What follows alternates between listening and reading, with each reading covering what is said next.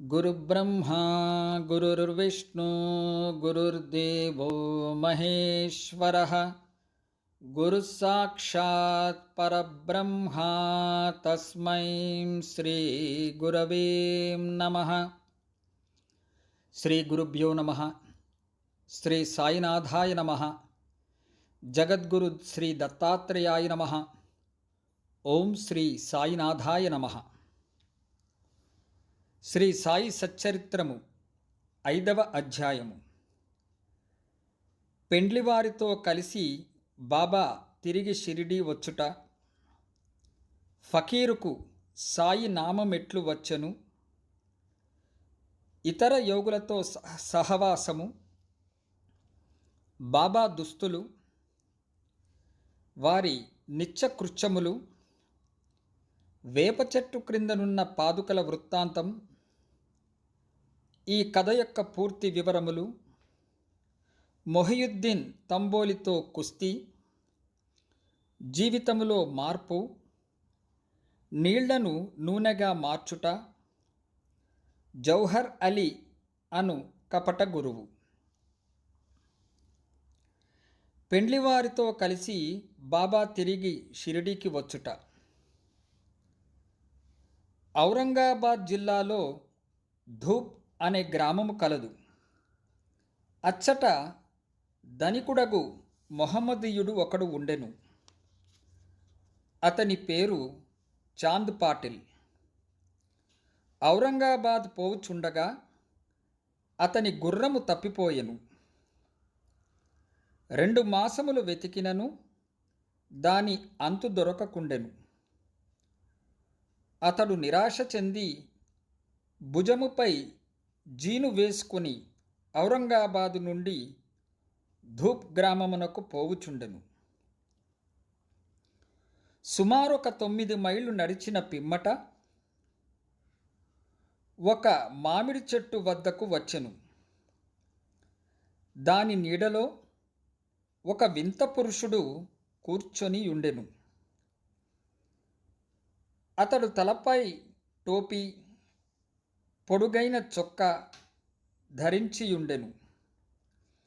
చంకలో సటాకా పెట్టుకొని చిలుము త్రాగుటకు ప్రయత్నించుచుండెను.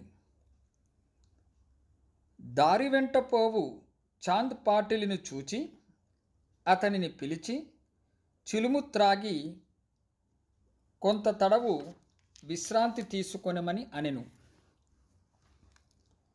జీను గురించి ప్రశ్నించెను.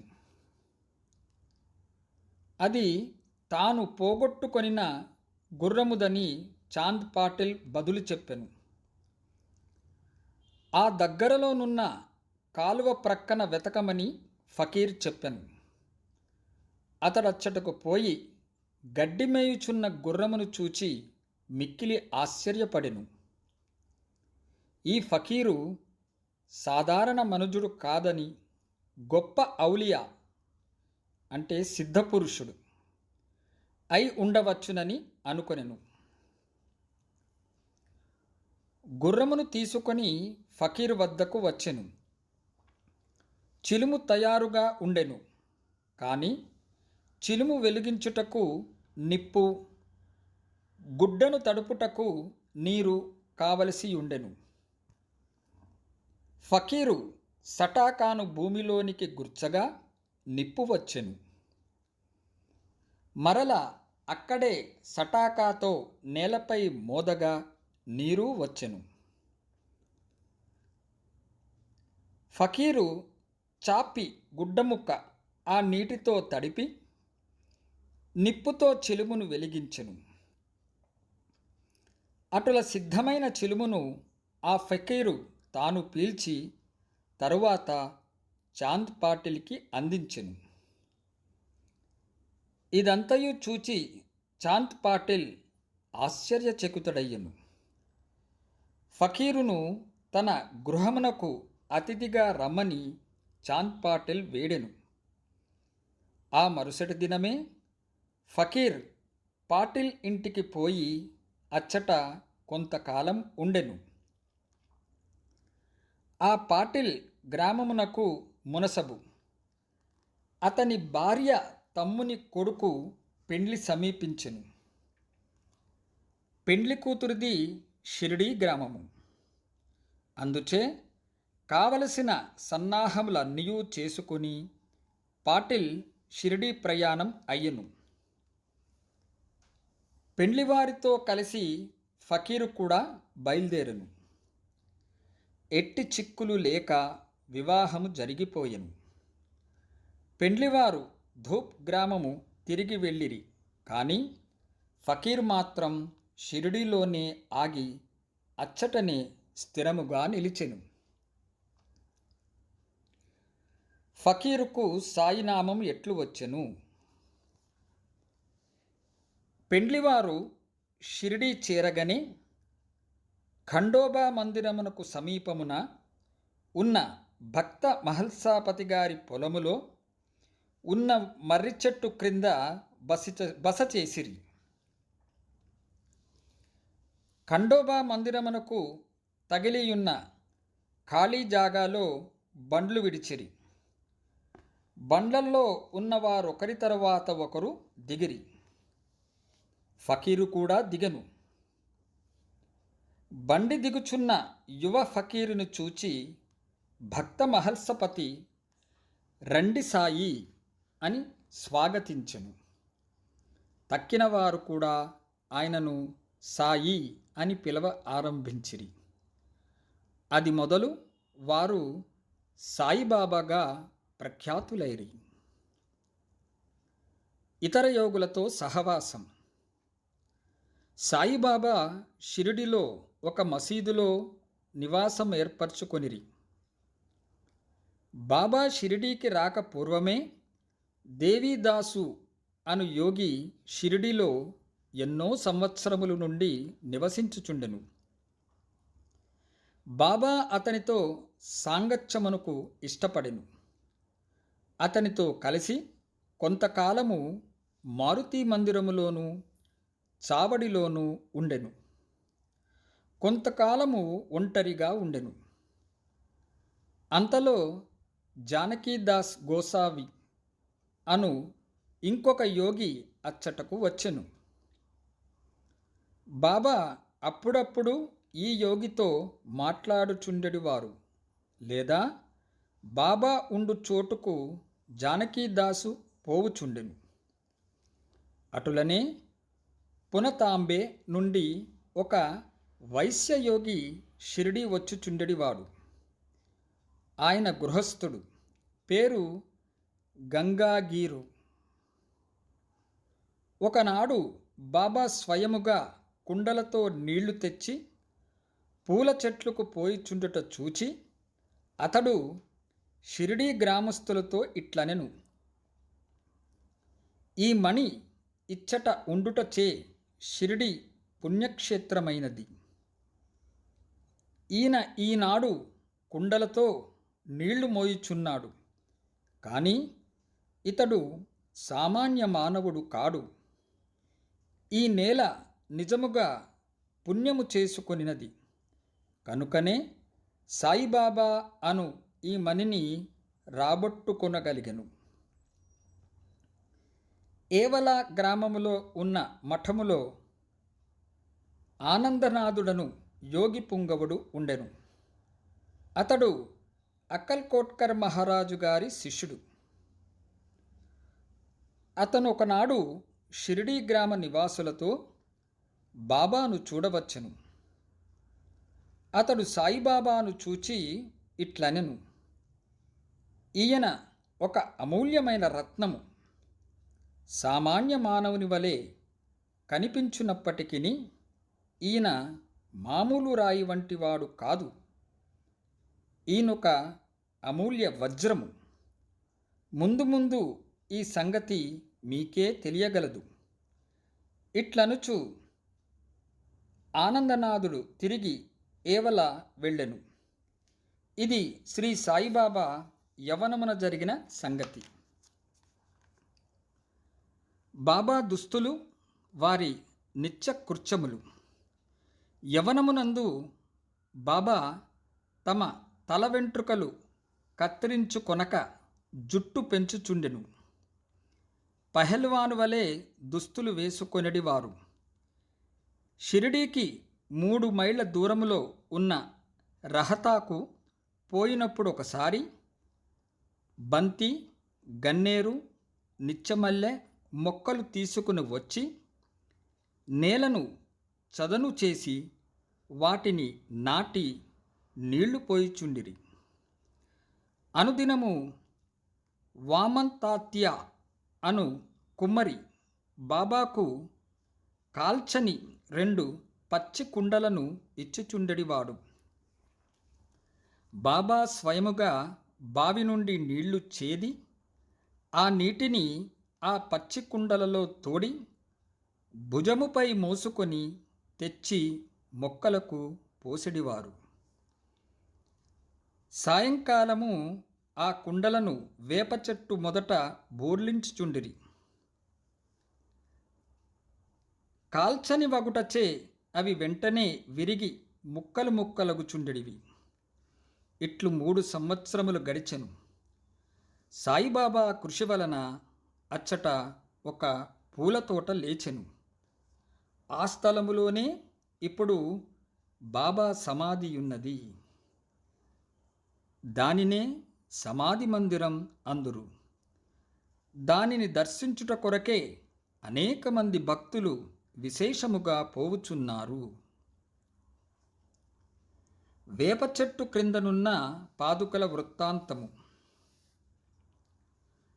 అకల్కోట్కర్ మహారాజు గారి భక్తుడు బాయి కృష్ణాజీ అలీబాక్కర్. ఇతడు అకల్కోట్కర్ మహారాజు గారి చిత్రపటమును పూజించడివాడు. అతడు ఒకప్పుడు షోలాపూర్ జిల్లాలోని అకల్కోట్ గ్రామమునకు పోయి మహారాజు గారి పాదుకలు దర్శించి పూజించవలనని అనుకొనెను. అతడచ్చటికి పోక మునుపే స్వప్నములో ఆ మహారాజ్ దర్శనమిచ్చి ఇట్లు చెప్పెను: ప్రస్తుతము షిరిడీ నా నివాస స్థలము. అచ్చటికి పోయి నీ పూజ వనరింపుము. అందుచే అకల్కోట్ పోవలెనను తన నిర్ణయమును మార్చుకొని బాయి కృష్ణాజీ షిరిడీ చేరి బాబాను పూజించి అచటనే 6 మాసములు ఆనందముతో గడిపెను. దీని జ్ఞాపకార్థం పాదుకలు చేయించి శ్రావణ మాసంలో ఒక శుభదినమున వేప చెట్టు క్రింద ప్రతిష్ఠ చేయించెను. ఇది శక సంవత్సరము 1834 శ్రావణ మాసములో అనగా 1912లో జరిగెను. దాదా కేల్కర్ ఉపాసనీ బాబా అనువారు పూజను శాస్త్రోక్తముగా జరిపిరి. దీక్షిత్ అను బ్రాహ్మణుడు పాదుకల నిత్య పూజకు నియమింపబడెను. దీనిని పర్యవేక్షించు బాధ్యత భక్త సగునోమెర్ నాయక్కు అప్పగించబడినది. ఈ కథ యొక్క పూర్తి వివరములు. ఠానే వాస్తవ్యుడైన శ్రీ బివి దేవ్ బాబాకు గొప్ప భక్తుడు. వీరు మమల్తాదారుగా పదవి విరమణ చేసిరి. వేప చెట్టు కింద ప్రతిష్ఠింపబడిన పాదుకలకు సంబంధించిన వివరములన్నీ సగునోమెర్ నాయక్ మరియు గోవింద కమలాకర్ దీక్షితుల నుండి సేకరించి పాదుకల పూర్తి వృత్తాంతము శ్రీ సాయిలీలా మాసపత్రిక 2వ సంపుటము మొదటి సంచిక 25వ పేజీలో ఈ రీతిగా ప్రచురించినారు. 1912వ సంవత్సరములో బొంబాయి నుండి డాక్టర్ రామారావు కొఠారేయన్ అనే అతడు షిరిడీకి వచ్చెను. వానితో బాటుగా అతని కాంపౌండర్ను మరియు అతని మిత్రుడైన బాయి కృష్ణాజీ అలీబాక్కర్ అను అతడుని వెంట వచ్చిరి. షిరిడిలో వారు సగున్మేర్ నాయక్కు జీకే దీక్షిత్కు సన్నిహితులైరి. అనేక విషయములు తమలో తాము చర్చించుకున్నప్పుడు సంభాషణ వశాత్తు బాబా ప్రప్రథమున షిరిడీ ప్రవేశించి వేప చెట్టు క్రింద తపస్సు చేసిన దాని జ్ఞాపకార్థము బాబా పాదుకలను రాతితో చెక్కించుటకు నిర్ణయించిరి. ఈ సంగతి డాక్టర్ రామారావు కొఠారేకు తెలిపినచో ఆయన చక్కని పాదుకలు చెక్కించెదరని బాయి కృష్ణాజీ మిత్రుడైన కాంపౌండర్ సలహా ఇచ్చెను. అందరూ ఈ సలహాకు సమ్మతించిరి. అప్పటికి బొంబాయి తిరిగి వెళ్ళిన డాక్టర్ గారికి ఈ విషయమును తెలియపరిచిరి. వారు వెంటనే మరల షిరిడీ వచ్చి పాదుకల నమూనా వ్రాయించిరి. ఖండోబా మందిరమందున్న ఉపాసిని మహారాజ్ వద్దకు పోయి తాము వ్రాసిన పాదుకల నమూనాను చూపిరి. శ్రీ ఉపాసిని దానిలో కొన్ని మార్పులను చేసి పద్మము, శంఖము, చక్రము మొదలగున్నవి చేర్చి బాబా యోగశక్తిని, వేప చెట్టు గొప్పతనమును తెలుపు ఈ క్రింది శ్లోకమును కూడా చెక్కించమనిరి. సదా నింబవృక్షస్య మూలాదివాసాత్ సుధాస్రావిణాం తిక్తమప్యప్రియత్తం తరుం కల్పవృక్షాదికం సాధయంతం నమామీశ్వరం సద్గురుం సాయినాథం.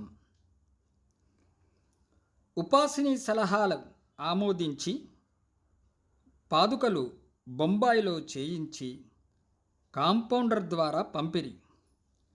శ్రావణ పౌర్ణమి నాడు స్థాపన చేయుమని బాబా ఆజ్ఞాపించును.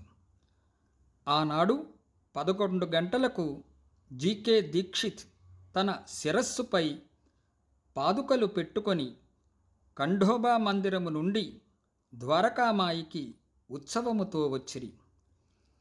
బాబా ఆ పాదుకలను స్పృశించి అవి భగవంతుని పాదుకలని నుడివెను. వానిని వేప చెట్టు మూలమున ప్రతిష్ఠింపుడని ఆదేశించును. ఆ ముందు రోజు బొంబాయి నుండి పాస్తా సేట్ అను పార్సీ భక్తుడొకడు మనీ ఆర్డర్ ద్వారా 25 రూపాయలు పంపియుండెను. బాబా ఆ పైకము పాదుక ప్రతిష్టకు ఖర్చు నిమిత్తం ఇచ్చెను. మొత్తం 100 రూపాయలు ఖర్చయినవి. అందులో 75 రూపాయలు చందాల ద్వారా వసూలు చేసిరి. మొదటి 5 సంవత్సరములు జీకే దీక్షిత్ ఈ పాదుకలకు పూజ చేసెను.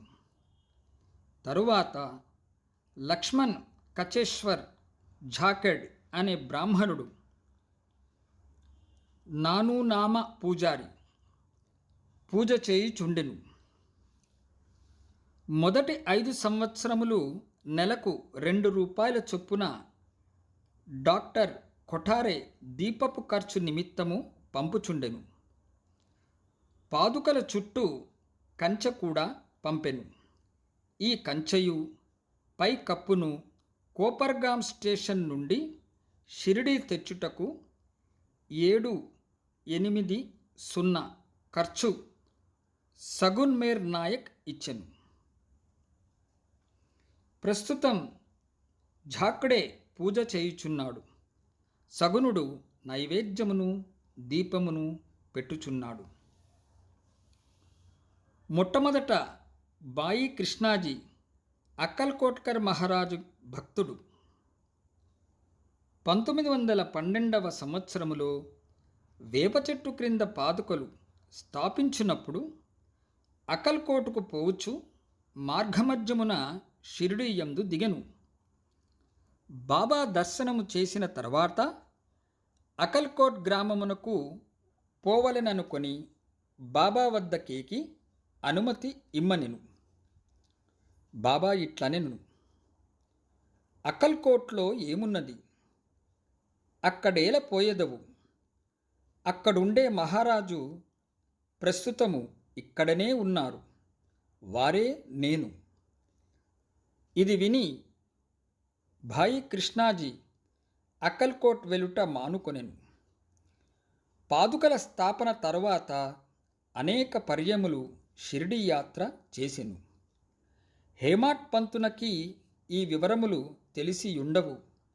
తెలిసియున్నచో సచ్చరిత్రలో వ్రాయుట మానియుండరు. మొహియుద్దీన్ తంబోలితో కుస్తీ, జీవితములో మార్పు. షిరిడీ గ్రామములో కుస్తీలు పట్టుట వాడుక. అచ్చట మొహియుద్దీన్ తాంబోలి అనువాడు తరచుగా కుస్తీలు పట్టుచుండెడివాడు. వానికి బాబాకు ఒక విషయములో భేదాభిప్రాయము వచ్చి కుస్తీ పట్టిరి. అందులో బాబా ఓడిపోయెను. అప్పటి నుండి బాబాకు విరక్తి కలిగి తన దుస్తులను, నివసించు రీతిని మార్చుకొనెను. లంగోటి బిగించుకొని ఫకీరులు ధరించేది. పొడవాటి చొక్కా అంటే కఫ్ని తొడుగుకొని నెత్తిపైన గుడ్డ కట్టుకునేవారు. ఒక గోనె ముక్కపై కూర్చునిడివారు. చింకిగుడ్డలతో సంతుష్టి చెందడివారు. రాజ్యభోగము కంటే దారిద్రమే మేలని నుడివెడివారు. పేదవారికి భగవంతుడు స్నేహితుడనేవారు. గంగాగీరుకు కూడా కుస్తీలియందు ప్రేమ. ఒకనాడు కుస్తీ పట్టుచుండగా అతనికి వైరాగ్యము కలిగెను. అదే సమయములో దేహమును దమించి దేవుని సహవాసము చేయమని ఒక అశరీరవాణి అతనికి వినిపించెను. అప్పటి నుండి గంగాగీరు సంసారము విడిచెను. ఆత్మసాక్షాత్కారం కొరకు పాటుపడెను. పునతాంబే దగ్గర నది ఒడ్డున ఒక మఠమును స్థాపించి తన శిష్యులతో నివసించుచుండెను. సాయిబాబా జనులతో కలిసిమెలిసి తిరిగడివారు కారు. ఎవ్వరితోనూ తమంతట తాము మాట్లాడేవారు కారు. ఎవరైనా ఏదైనా అడిగిన ఆ అడిగిన దానికి మాత్రమే జవాబు ఇచ్చువారు. దినములో ఎక్కువ భాగం వేప చెట్టు నీడయందు, అప్పుడప్పుడు ఊరు అవతల ఉన్న కాలువ ఒడ్డున గల తుమ్మ చెట్టు నీడన కూర్చునిడివారు. సాయంకాలం ఊరకనే కొంత దూరము నడిచెడివారు. ఒక్కొక్కసారి నీమ్గాం పోవుచుండెడివారు. నీమ్గాంలో బాబాసాహెబ్ త్రయంబక్జీ డేంగిలే అను అతని ఇంటికి తరచుగా పోవుచుండెడివారు. బాబాసాహెబ్ డేంగిలే యందు సాయిబాబాకు మిక్కిలి ప్రేమ. అతని తమ్ముని పేరు నానాసాహెబ్. అతడు 2 వివాహములు చేసుకొన్నను సంతానము కలగలేదు. బాబాసాహెబ్ డేంగిలే తన సోదరుని సాయిబాబా వద్దకు పంపెను. బాబా అనుగ్రహముచే నానాసాహెబ్కు పుత్ర సంతానము కలిగెను. అప్పటి నుండి బాబాను దర్శించుటకు ప్రజలు తండోపతండములుగా రాసాగిరి. వారి కీర్తి అంతటను వెల్లడి అయ్యెను. అహ్మద్నగర్ వరకు వ్యాపించును. అక్కడి నుండి నానాసాహెబ్ చందోర్కర్, కేశవ్ చిదంబర్ మొదలుగు గల అనేక మంది షిరిడీకి వచ్చుట ప్రారంభించిరి. దినమంతయు బాబాను భక్తులు చుట్టియుండెడివారు. రాత్రులందు బాబా పాడుపడిన పాత మసీదునందు శయనించుచుండెడివారు. పొగ పీల్చుకొను చిలిం గొట్టము, కొంత పొగాకు, ఒక రేకు డబ్బా, కఫ్ని, తలగుడ్డ ఎల్లప్పుడూ దగ్గర ఉంచుకొను సటాక, చేతికర్ర మాత్రమే అప్పటిలో ఆయనకున్న సామానులు. తలపై ఒక గుడ్డను చుట్టి దాని అంచులను జడవలే మెలిపెట్టి ముడివేసి ఎడమ చెవిపై నుంచి వెనుకకు వ్రేలాడునట్లు వేసుకునేవారు. తమ దుస్తులను వారముల తరబడి ఉతకకుండా ఉంచువారు. చెప్పులను తొడిగేవారు కారు. దినమంతయు గోనెగుడ్డపైనే కూర్చునడివారు. లంగోటి కట్టుకొనిడివారు. చలిని కాల్చుకొనుటకు ధునికెదురుగా మసీదు ఈశాన్య భాగములో గల కొయ్య చేపట్టుపై తమ ఎడమ చేతిని ఆంచి దక్షిణాభిముఖముగా కూర్చునిడివారు. ఆ ధ్వనిలో అహంకారమును, కోరికలను, ఆలోచనలను ఆహుతి చేసి అల్లాయే యజమాని అని పలికేవారు. మసీదులో 2 గదుల స్థలము మాత్రమే ఉండెను. భక్తులందరూ అచటనే బాబాను దర్శించుచుండిరి. 1912 తదుపరి మసీదుకు కొన్ని మార్పులు చేయబడినవి. పాత మసీదును మరామతు చేసి నేలపైన నగీషురాళ్ళు తాపన చేసిరి. బాబా ఈ మసీదుకు రాకపూర్వము తకియా రచ్చలో చాలా కాలము నివసించిరి. బాబా తమ కాళ్లకు చిన్న గజ్జలు కట్టుకొని సొగసుగా నాట్యము చేసేవారు. భక్తిపూర్వకమైనటువంటి పాటలు పాడేవారు. నీళ్లను నూనెగా మార్చుట. సాయిబాబాకు దీపములన్న చాలా ఇష్టం. ఊరిలో నూనెను విక్రయించు షావుకార్లను నూనె అడిగి తెచ్చి మసీదునందు రాత్రి అంతయు దీపములు వెలిగించుచుండేవారు. కొన్నాళ్ళు ఇట్లు జరిగెను. ఒకనాడు నూనె ఇచ్చు దుకాణదారులందరూ కూడబలుక్కొని బాబాకు నూనె ఇవ్వకూడదని నిశ్చయించుకొనిరి. బాబా వారి దుకాణములకు ఎప్పటివలే పోగా నూనె లేదనిరి. బాబా కలత చెందక వట్టి వత్తులు మాత్రమే ప్రమిదలో పెట్టి ఉంచెను. నూనె వ్యాపారులు ఆసక్తితో ఇదంతయు గమనించుచుండిరి. అడుగున 2-3 నూనె చుక్కలు మిగిలి ఉన్న తమ రేకు డబ్బాలో నీటిని పోసి కలియపెట్టి ఆ నీటిని త్రాగివేసిరి. ఈ విధముగా ఆ రేకు డబ్బాలోని నూనె అవశేషమును పావనము చేసిన పిమ్మట మరల డబ్బాతో నీరు తీసుకొని ఆ నీటిని ప్రమిదలలో నింపెను. దూరముగా నిలిచి పరీక్షించుచున్న దుకాణదారులు విస్మయముందునట్లు ప్రమిదలన్నీయూ తెల్లవారుదాకా చక్కగా వెలుగుచుండెను. ఇదంతయు చూచి ఆ షావకార్లు పశ్చాత్తాపపడి బాబాను మన్నింపమని కోరిరి.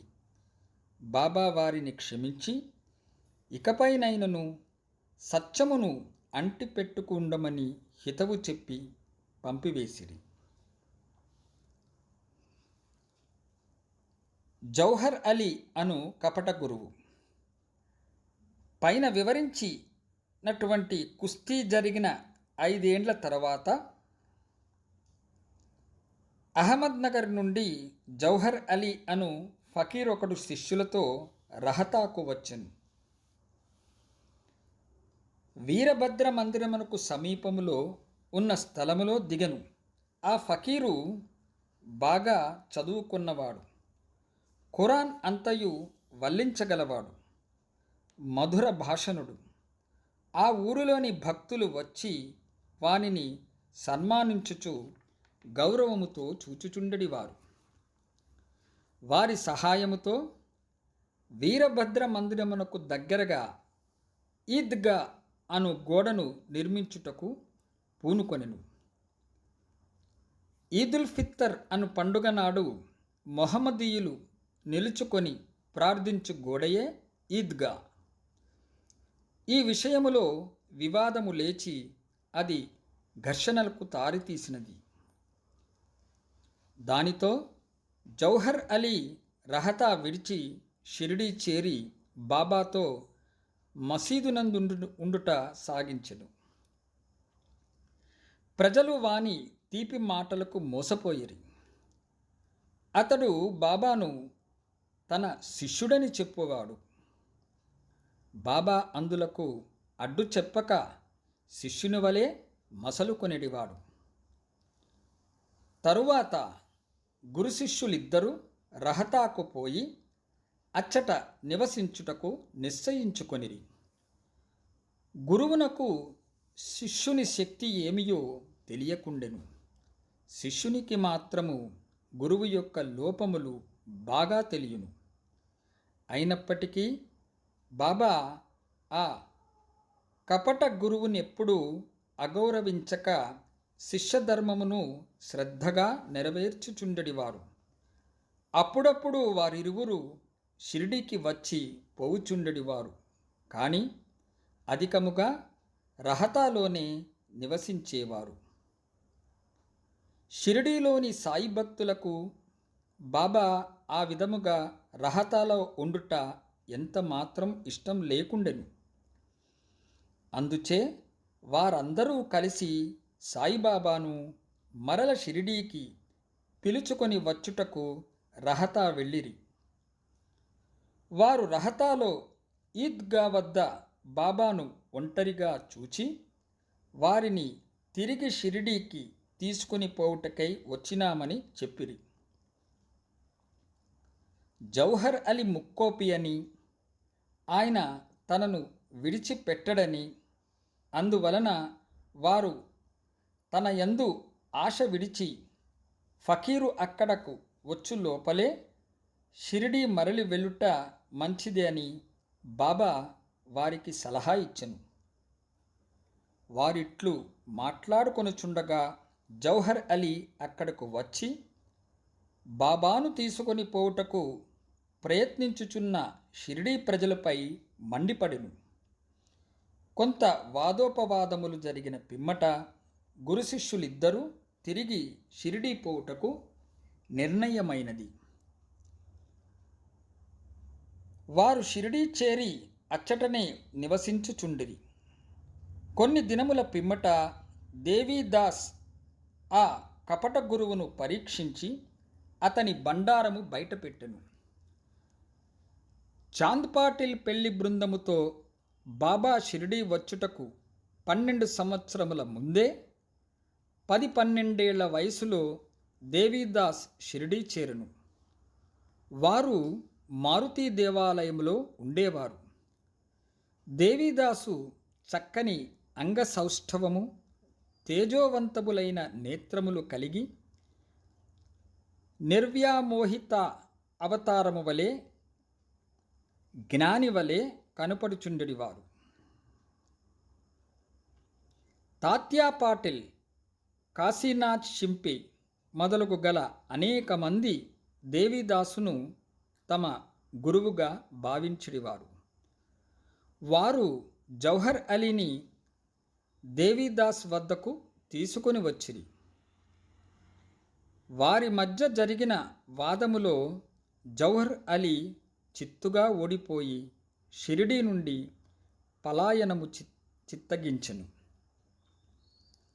ఆ తరువాత అతడు వైజాపూర్లో ఉండి చాలా ఏండ్ల తర్వాత షిరిడీ తిరిగి వచ్చి బాబా పాదములపై పడెను. తాను గురువు, సాయిబాబా శిష్యుడు అనే భ్రమ వాని మనస్సు నుండి తొలగి తన ప్రవర్తనకు పశ్చాత్తాపపడెను. సాయిబాబా వానిని యథారీతిగా గౌరవముగానే చూచెను. ఈ విధముగా శిష్యుడు గురువు నెట్లు సేవింపవలెనో ఎట్లు అహంకార మమకారములను విడిచి గురు శుశ్రూష చేసి తుదకు ఆత్మసాక్షాత్కారము పొందవలెనో బాబా ఆచరణాత్మకముగా నిరూపించును.